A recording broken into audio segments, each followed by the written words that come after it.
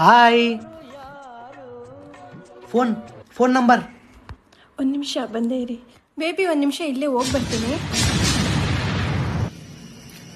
ನಿಮ್ಮ ಹುಡುಗ ಅವನಿಗೆ ಕಣ್ ಕಾಣಲ್ಲ, ಅವ್ನು ಕುರುಡ. ಸರಿ ಆಯ್ತು, ನೀನ್ ನಂಬರ್ ಕೊಡು.